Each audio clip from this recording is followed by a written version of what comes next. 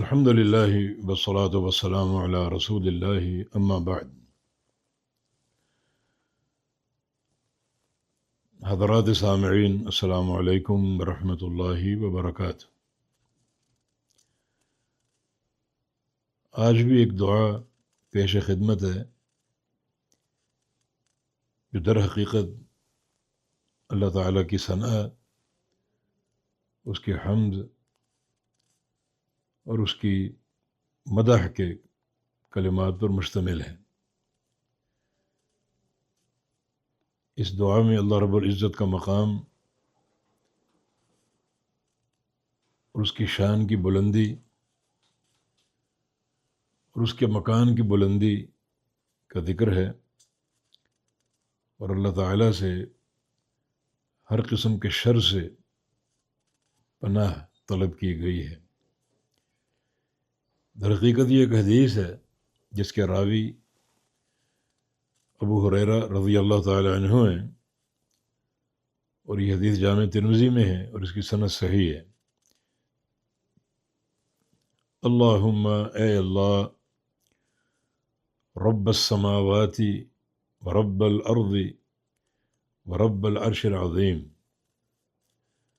آسمانوں کے رب اور زمین کے رب اور عرش عظیم کے رب۔ ان اللہ تعالیٰ کی جناب میں یہ تین وسیلے پیش کیے گئے ہیں۔ اپنے عقیدے کا اظہار کیا گیا ہے کہ اے اللہ، میرا یہ عقیدہ اور ایمان ہے کہ تو آسمانوں کا رب ہے، تو تجھے آسمانوں کا رب ہونے کا واسطہ دیتا ہوں، اور میرا یہ ایمان ہے کہ تو زمین کا رب ہے اور تجھے زمینوں کے رب ہونے کا واسطہ دیتا ہوں، اور میرا یہ ایمان ہے کہ تو ہی عرش عظیم کا رب ہے اور تجھے عرش عظیم کا رب ہونے کا واسطہ پیش کرتا ہوں، وسیلہ پیش کرتا ہوں۔ اور ظاہر ہے کہ یہ تینوں واسطے اللہ تعالیٰ کی ربوبیت سے متعلق ہیں۔ رب ہونے کا معنی خالق ہونا، مالک ہونا اور مدبر ہونا۔ آسمانوں کا خالق تو ہے اور کوئی نہیں، اور آسمانوں کا مالک بھی تو ہے اور کوئی نہیں، اور آسمانوں پر تیری تدبیر، تیرا امر اور تیرا تصرف چلتا ہے اور کسی کا نہیں۔ اسی طرح یہ زمینیں ہیں، وہ بھی ساتھ ہیں، نص موجود ہے، تو ان کا خالق ہے، تو ہی ان کا مالک ہے، اور زمینوں پر تیرا امر، تیرا قانون اور تیری تدبیر اور تصرف نافذ، جاری اور قائم ہے۔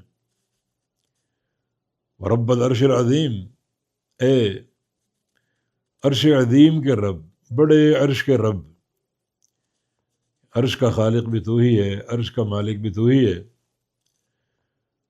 اور تیرا نظام وہاں پر چلتا ہے، تیرا تصرف وہاں پر چلتا ہے، تو رب عرش العظیم ہے۔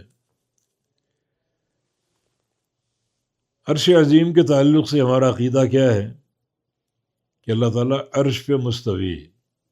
عرش اللہ کی مخلوق ہے اور سب سے اوپر ہے، عرش کے اوپر کوئی مخلوق نہیں ہے۔ اللہ تعالیٰ عرش پر مستوی ہے، اس وقت عرش کو 4 فرشتوں نے اٹھا رکھا ہے، اور قیامت کے دن ان کی تعداد 8 ہو جائے گی۔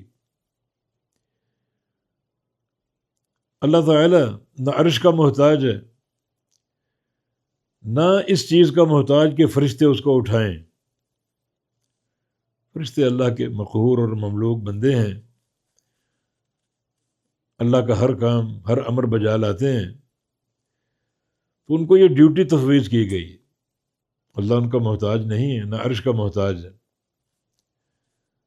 تو گویا اللہ تعالیٰ سب سے اوپر ہے۔ یہ ہمارا عقیدہ ہے۔ تو اس دعا کا حق انہی کو لوگوں کو حاصل ہے جو اللہ کے عرش کو مانتے ہیں اور یہ مانتے ہیں کہ اللہ تعالیٰ عرش پہ مستوی ہے، ورنہ اکثریت یہاں پر ان صوفی حضرات کی ہے جن کا عقیدہ کہ اللہ ہر جگہ ہے، بلکہ بعض حلولی یہ کہتے ہیں کہ اللہ مخلوقات کے اندر ہے۔ کسی سے پوچھیں کہ اللہ کہاں ہے، کہتا ہے کہ فی قلوب المؤمنین، اللہ تعالیٰ مومنوں کے دلوں میں ہے۔ یہ سارے فاسد عقیدے ہیں۔ الرحمن علی العرش استویٰ، رحمان عرش پہ مستوی، یہ عقیدے کی بات ہے۔ یہ دعا انہی لوگوں کو زیب دیتی ہے جو یہ ایمان رکھتے ہیں کہ اللہ تعالیٰ کا عرش اللہ کی مخلوق ہے، مخلوقات میں سب سے اوپر ہے، اور اللہ عرش پر مستوی ہے کیسے جیسے اس کے لائق ہے۔ یہ عقیدہ ہمارا برحق ہے کہ اللہ عرش پہ مستوی ہے۔ استواء کا معنی بھی ہم جانتے ہیں، بلندی، کسی چیز پہ چڑھ جانا، اور مستوی کیسے ہے یہ معلوم نہیں، یہ اللہ کے سپرد ہے۔ عرش اللہ کی مخلوق، اور اوپر سب سے آخری جو اللہ کی مخلوق اس کا عرش، کوئی اللہ تعالیٰ سب سے اوپر، اللہ سے اوپر کوئی چیز نہیں۔ یہ ایمان بڑا عظیم الشان ہے۔ جن بندوں کو اللہ نے توفیق دی اس ایمان کے فہم کی، وہ اللہ کے محبوبین ہیں، مقربین ہیں، ورنہ اکثریت تو ایمان لانے کے باوجود عرش باری تعالیٰ کے بارے میں عجیب و غریب نظریات کے حامل ہیں، جو کتاب و سنت کے خلاف ہیں قطعی طور پر۔ تو خلاصہ یہ ہے اس عقیدے کا کہ عرش اللہ کی مخلوق ہے، اللہ اس پر مستوی ہے، اللہ اس کا محتاج نہیں ہے، اور عرش اوپر، سب سے اوپر اللہ کی آخری مخلوق ہے، عرش کے اوپر کوئی مخلوق نہیں، اللہ اس پر مستوی مانا اللہ کے اوپر کوئی چیز نہیں۔ اور آگے ربنا، اے ہمارے رب، رب کل شیء، اور اے ہر شے کے رب، ہمارا بھی رب ہے، ہر شے کا رب ہے۔ ہمارا رب اگر مانتے ہو، اس عقیدے کو پوری طرح مانو۔ ہمارا رب ہونے کا معنی یہ ہے کہ ہمارا وہ خالق ہے اور کوئی خالق نہیں ہے، وہ ہمارا مالک ہے اور کوئی مالک نہیں ہے، ہمارا مدبر ہے اور کوئی مدبر نہیں ہے، اسی کا امر، اسی کی تقدیر ہم پر نافذ اور قائم ہے، اور کسی کی نہیں۔ تو پھر وہی مشکل کشا ہے، وہی حاجت روا ہے، اسی کو پکارنا ہے، کسی اور کو نہیں پکارنا۔ سارے ربوبیت کے معنی یہاں پر لانے پڑیں گے، تب یہ بات درست ہوگی کہ ربنا، اے ہمارے رب۔ لیکن اگر ربوبیت کے عقیدے میں جھول ہے تو یقین کرو ربنا کہنے کا کوئی فائدہ نہیں۔ انہی لوگوں کو زیب دیتا ہے جو اللہ تعالیٰ ہی کو رب مانتے ہیں، مشکل کشا مانتے ہیں، دستگیری کرنے والا، داتا، اللہ کو مانتے ہیں، اسی کو پکارتے ہیں۔ وہ ربنا کہیں تو ان کو زیب دیتا ہے، اور جن کے عقیدوں میں خلل، اس میں حلال ہے، ربنا ان کی زبان پہ جچتا ہی نہیں، نہ ان کا کہنا قابل قبول ہے۔ فالق الحب والنوا، پھاڑنے والے دانے کو اور گٹھلی کو، حب جس کی جمع حبوب ہے، اور نوا گٹھلی، حب کا معنی دانہ، گندم کا دانہ، جو کا دانہ یا کھجور کی گٹھلی، ان کو پھاڑنے والا۔ پھاڑنے سے مراد یہ کہ جب ان کو زمین میں ڈال دیتے ہیں کاشت کرنے کے لیے تو اللہ تعالیٰ اس دانے کو پھاڑتا ہے، اس سے پھر پودا زمین سے باہر نکلتا ہے، تو اللہ پھاڑنے والا ہے۔ اس دانے کے اندر رب کائنات کے کیا راز ہیں، اس گٹھلی کے اندر کیا راز ہیں؟ کیا آپ نے اس کو زمین میں ڈال دیا، اب اندر اللہ اپنا کام کر رہا ہے، ان دانوں کو پھاڑتا ہے، آہستہ آہستہ پودا زمین سے باہر برآمد ہوتا ہے۔ کیا اس کی نرالی شان ہے اور کیا اس کا مقام ہے۔ اس دانے کے اندر کیا ہے، گٹھلی کے اندر کیا ہے، کوئی نہیں جانتا۔ اللہ کے کیا کیا راز پوشیدہ ہیں، کوئی نہیں جانتا۔ اللہ ہی اس دانے کو پھاڑنے والا اور پودا اور اناج پیدا کرنے والا، اللہ ہی کھجور کی گٹھلی کو پھاڑنے والا، اور اس سے پھر بڑے بلند و بالا درخت اگتے ہیں۔ ایک چھوٹی سی گٹھلی زمین میں ڈالی گئی، اللہ نے اس کو پھاڑ دیا، اور کتنا بڑا یعنی پودا اس سے برآمد ہوتا ہے، آسمانوں سے باتیں کرنے والا۔ یہ اللہ کی شان ہے، اس کی قدرت ہے۔ تو وہی ان دانوں کو، گٹھلیوں کو پھاڑنے والا ہے، اور یہ نباتات اور یہ باغات اور یہ پودے اور درخت اللہ تعالیٰ پیدا فرمانے والا ہے۔ بمنزل التوراۃ والانجیل والفرقان، اور اے نازل کرنے والے تورات کو، انجیل کو اور فرقان کو۔ تورات موسیٰ علیہ السلام کی کتاب، اور انجیل عیسیٰ علیہ السلام کی کتاب، اور فرقان قرآن حمید۔ فرقان فرق سے ہے، فرق کرنے والا، نکھار پیدا کرنے والا، حق و باطل کے درمیان، اسلام اور کفر کے درمیان، توحید اور شرک کے درمیان، سنت اور بدعت کے درمیان۔ یہ کتاب فرقان ہے، جس میں ایک بصیرت بندے کو عطا ہوتی ہے اس کتاب کی مدد سے کہ وہ فرق کر سکے حق و باطل میں۔ اللہ تعالیٰ کا فرمان، یا ایھا الذین آمنوا ان تتقوا اللہ یجعل لکم فرقانا، اے ایمان والو اگر تم اللہ سے ڈر جاؤ تو اللہ تمہیں فرقان دے گا۔ فرقان کا معنی ایک بصیرت، ایک قوت اور صلاحیت کہ تم حق و باطل میں فرق کر سکو، توحید اور شرک میں فرق کر سکو، سنت اور بدعت میں فرق کر سکو، کون سی نماز صحیح ہے، کون سی نماز غلط ہے، کس کا حج مقبول ہے، کس کا حج مردود ہے، فرق کر سکو۔ تو کتاب اللہ فرقان ہے۔ ایک اور شخصیت جس کو فرق کہا گیا وہ محمد الرسول اللہ صلی اللہ علیہ وسلم ہے۔ محمد فرق بین الناس، صحیح بخاری کی حدیث ہے کہ محمد صلی اللہ علیہ وسلم لوگوں میں فرق کرنے والے ہیں۔ جنتی کون اور جہنمی کون، حق پر کون اور باطل پر کون، کس کا دین مقبول ہے، کس کا دین مردود ہے، کس کی نماز صحیح ہے، کس کی نماز غلط ہے، یہ فرق جو شخصیت کرتی ہے وہ محمد الرسول اللہ صلی اللہ علیہ وسلم کرتی ہے۔ یہ فرق کوئی شخصیت نہیں کر سکتی، نہ کوئی امام، نہ کوئی باپ، نہ کوئی دادا، نہ کوئی برادری۔ یہ فرق ایک ہی شخصیت، اور وہ محمد الرسول اللہ صلی اللہ علیہ وسلم ہے۔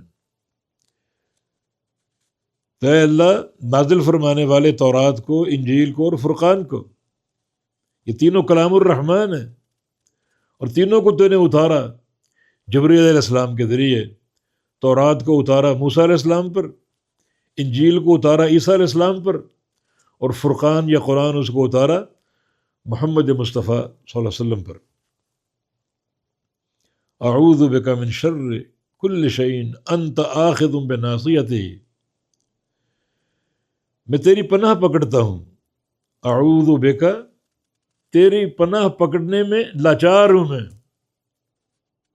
تیری طرف رجوع کر رہا ہوں، تیری پناہ میں آنا چاہتا ہوں، مضطر ہوں، لاچار ہوں کہ تیری پناہ میں آ جاؤں، اور آنا اس لیے چاہتا ہوں کہ صرف تو ہی پناہ دینے پر قادر، اور کوئی پناہ نہیں دے سکتا، اس لیے تیری پناہ میں آتا ہوں، آنا چاہتا ہوں۔ کس چیز سے؟ مجھے پناہ کس چیز سے چاہیے؟ تیری پناہ چاہیے۔ کس چیز سے؟ کس چیز سے بچنا چاہتا ہوں، کس چیز سے ڈرتا ہوں میں؟ من شر کل شیء، ہر شے کے شر سے، کوئی بھی شے ہو اس میں جو بھی شر کا پہلو ہے، تیری پناہ چاہتا ہوں کہ اس شر سے میں بچ جاؤں۔ کوئی بھی چیز ہو، ہر شے میں شر اور خیر دونوں پہلو موجود ہوتے ہیں، چند چیزیں مستثنیٰ ہیں۔ انبیاء کرام ان میں کوئی شر نہیں، خیر ہی خیر ہے۔ قرآن کوئی شر نہیں، خیر ہی خیر ہے۔ عبادات ہیں، کوئی شر نہیں، خیر ہی خیر ہے۔ باقی ہر چیز، مثلا اولاد آپ کی، بیٹا آپ کا، بیٹی آپ کی نعمت ہے، مگر ہر اولاد خیر نہیں ہوتی، شر بھی ہوتا ہے۔ ہر اولاد میں خیر نہیں ہوتی، شر بھی ہو سکتا ہے۔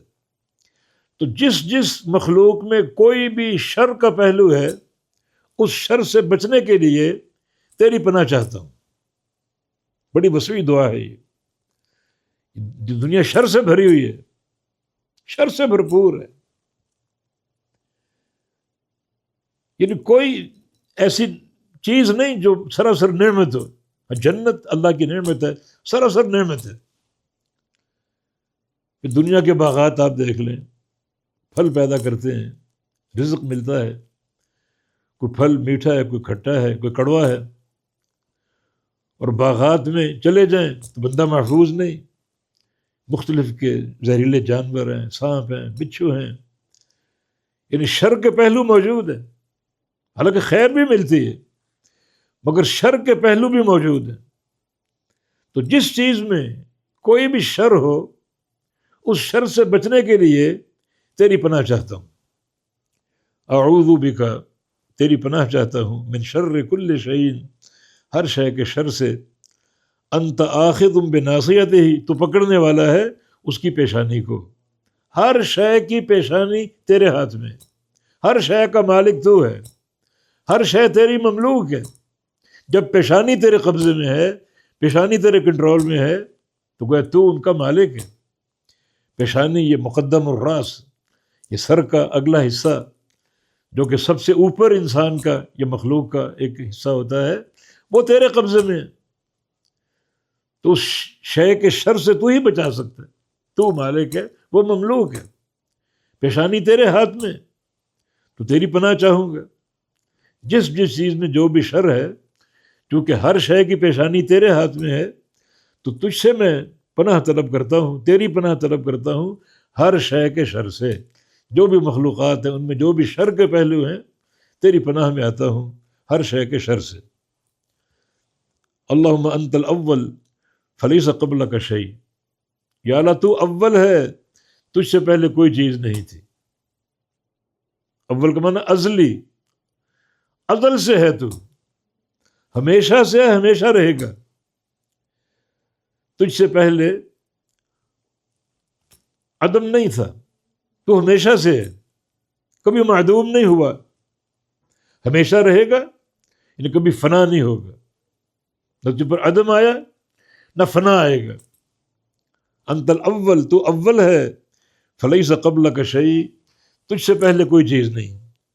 وانت الآخر، تو آخر ہے، فلیس بعدک شیء، تیرے بعد کوئی چیز نہیں۔ ازلا و ابدا، تو ازلی ہے اور ابدی ہے، تجھ سے قبل کوئی شے نہیں، کوئی شے تجھ سے مقدم نہیں، تو سب سے پہلے، اور کبھی تجھ پر عدم نہیں آیا، اور تو سب سے آخر بھی۔ دنیا فنا ہو جائے گی، تو باقی اور قائم ہے۔ جب قیامت قائم ہوگی، ہر شے فنا ہو جائے گی، ہر شے کو موت آ جائے گی، حتیٰ کہ ملائکہ تک۔ باقی کون رہے گا؟ اللہ الآخر، تیرے بعد کوئی شے نہیں، تو اول اور آخر ہے۔ وانت الظاہر فلیس فوقک شیء، اور تو الظاہر ہے، بلند، اوپر، تیرے اوپر کوئی چیز نہیں۔ ابھی بتایا ہم نے، اللہ عرش پہ مستوی۔ عرش کیا ہے؟ اللہ کی وہ مخلوق جو اوپر سب سے آخر میں وہ مخلوق آتی، اس پر اللہ مستوی ہے۔ عرش کے اوپر کوئی مخلوق نہیں، تیرے اوپر کوئی چیز نہیں، تو سب سے اوپر ہے، اور سب سے اوپر ہے تو اس لحاظ سے پوری کائنات کا احاطہ کیے ہوئے، پوری کائنات کو گھیرے ہوئے۔ احاطہ بکل شیء علما، ہر شے کا تجھے علم ہے، ہر شے کو محیط ہے، تیرے اوپر کوئی چیز نہیں۔ وانت الباطن فلیس دونک شیء، اور تو باطن ہے، تیرے نیچے کوئی چیز نہیں۔ یہاں دون چونکہ فوق کے مقابلے میں، اس کا معنی قرب، یعنی تو ایسی ذات ہے سب سے اوپر ہے، عرش پہ مستوی ہے، اور سب سے قریب بھی ہے۔ ہر مخلوق اتنا قریب ہے کہ کوئی مخلوق تجھ سے زیادہ کسی کے قریب نہیں ہے۔ ہر مخلوق سے اتنا قریب ہے تو، کوئی مخلوق تجھ سے زیادہ اس مخلوق کے قریب نہیں ہے۔ اللہ تعالیٰ کی یہ ذات اور اس کی یہ شان، ان علو مع الدنو اور دنو مع العلو، سب سے اوپر بھی ہے اور سب سے قریب بھی ہے، سب سے قریب بھی ہے اور سب سے اوپر بھی ہے۔ اس کی نرالی شان وہی جانتا ہے جو اس نے بتا دیا، ہمارا اس پر ایمان ہے۔ اللہ کی ذات عرش پہ مستوی ہے، اس کا علم، اس کا احاطہ، اس کی قدرت پوری کائنات کو گھیرے ہوئے، کوئی شے اس کے سمع سے، بصر سے، قدرت سے، علم سے ماورا نہیں۔ تو انت الظاہر فلیس فوقک شیء، تو ظاہر ہے، تیرے اوپر کوئی چیز نہیں ہے، سب سے اوپر ہے تو۔ وانت الباطن فلیس دونک شیء، اور تو الباطن ہے، تجھ سے نیچے کوئی چیز نہیں ہے۔ یعنی ظاہر ہے عرش پہ مستوی سب سے اوپر، اور باطن ہے مخلوقات کے بالکل قریب، ایسا قریب ہے کہ کوئی مخلوق تجھ سے زیادہ کسی مخلوق کے قریب نہیں ہے۔ تو علو کے ساتھ دنو بھی ہے اور دنو کے ساتھ علو بھی ہے، علو کے ساتھ مخلوقات کا قرب بھی ہے اور مخلوقات کے قرب کے ساتھ عرش پہ علو اور استوا بھی ہے۔ سبحان اللہ، اللہ کی شان۔ اب یہ بہت سے واسطے اللہ کو پیش کیے کہ تو رب السماوات والارض ہے، رب العرش ہے، ہر شے کا رب ہے، تو یہ واسطہ، تو گٹھلیوں اور دانوں کو پھاڑنے والا، اس چیز کا واسطہ، تو تورات انجیل اور قرآن کو اتارنے والا، اس کا واسطہ، اور ہر شے کی پیشانی تیرے ہاتھ میں، اس کا واسطہ، تو اول ہے، تجھ سے قبل کوئی چیز نہیں، اس کا واسطہ، تو آخر ہے، تیرے بعد کوئی چیز نہیں، اس کا واسطہ، تو ظاہر ہے، سب سے اوپر بلند، تجھ سے اوپر کوئی چیز نہیں، اس کا واسطہ، اور تو باطن ہے، مخلوقات کے بالکل قریب، یعنی علو کے ساتھ دنو بھی اور دنو کے ساتھ علو بھی، اس کا واسطہ۔ یہ سارے واسطے پیش کر کے میری طلب کیا ہے، درخواست کیا ہے؟ اقض عنا الدین، ہم سے قرضہ اتار دے، ہمارا قرضہ پورا کروا دے اور قرضہ ادا کرنے کی توفیق دے دے۔ واغننا من الفقر، اور ہم کو فقر سے غنا میں لے آ، فقر سے تونگری میں لے آ، فقر دور ہو جائے اور غنا آ جائے اور قرضہ چھٹ جائے، قرضہ مٹ جائے اور قرضہ ادا ہو جائے، تاکہ دنیا کی آسودگی ہمیں حاصل ہو جائے۔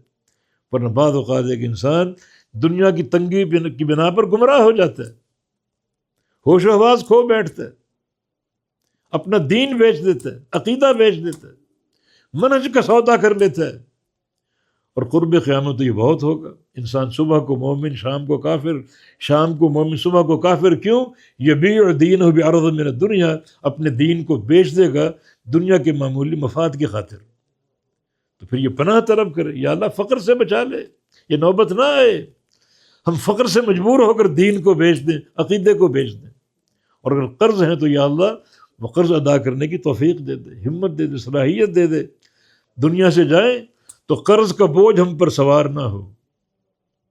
نبی علیہ السلام کے دور میں ایک شخص کا انتقال ہوا،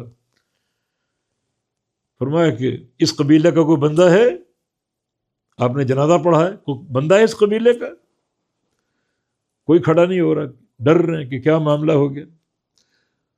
بالآخر جب نشاندہی ہوئی کہ فلاں بندہ اس کے قبیلے کا ہے، وَإِنَّ صَاحِبَكُمْ مَحْبُوسٌ بِدِينَارٍ كَانَ عَلَيْهِ، تمہارا یہ ساتھی جس کی جنازہ پڑا ہے جنتی ہے، مگر اس کو جنت کے داخلے سے روک لیا گیا، اس پر 1 دینار قرضہ ہے، 1 دینار قرضہ، وہ قرضہ ادا کر دو اس کے قبیلے والوں، قوم برادری والوں، تاکہ اس کا جنت کا راستہ کھل جائے اور جنت میں داخل ہو جائے۔ دیکھیں قرض کا معاملہ کتنا سنگین۔ لہذا محمد الرسول اللہ صلی اللہ علیہ وسلم کی یہ دعا کہ اللہ تجھے سارے واسطے پیش کر کے استدعا یہ ہے کہ میرا قرضہ ادا کروا دے اور مجھے فقر سے بچا لے، غنا اور تونگری عطا فرما دے، کیونکہ بعض اوقات فقر بھی بدعقیدی کا دروازہ کھولتا ہے، بے دینی کا دروازہ کھولتا ہے، اور انسان فقر سے مجبور ہو کر اپنے دین کا، عقیدے کا سودا کرنے پر تل جاتا ہے اور مجبور ہو جاتا ہے۔